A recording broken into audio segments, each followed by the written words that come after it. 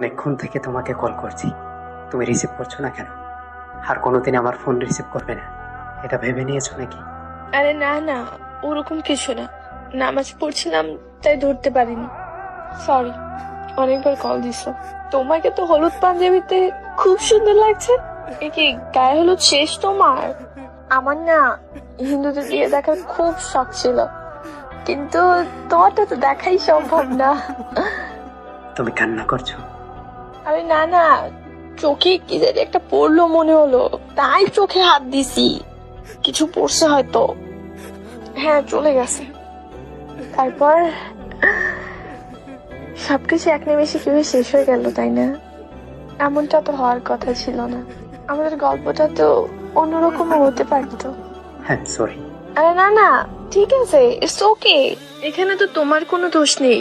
হয়তোবা আমাদের সৃষ্টিকর্তা চায়নি, তাই হয়নি। ঠিক আছে, দেখো, তুমি অনেক সুখী হবে। আর বিয়ের পরে না আমার একদম কল করবে না। এখন কথা বলে আমার নাম্বারটা ব্লক করে দিবে। আমি ব্লক করলে হয়তো বা খুলে কল দিব, মেসেজ করব, কেমন আছো জিজ্ঞাসা করার জন্য। আমি তোমায় কখনো মিস করলেও যেন কল বা মেসেজ না দিতে পারি, সেই জন্য তুমি আমার নাম্বারটা ব্লক করে দিবা। কেমন? তোমার বউ জানলে অনেক কষ্ট পাবে। ওকে কখনো কষ্ট দিও না।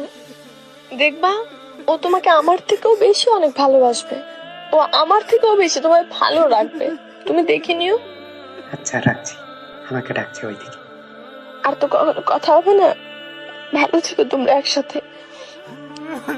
আর নাম্বারটা ব্লক করতে ভুলবা না কিন্তু, কেমন? আমিও ব্লক করে দিব। আর কখনো কথা হবে না। নিজের যত্ন নিও, নিজের শরীরের খেয়াল রেখো। সবকিছু ভুলে যেও। ভালো থেকো।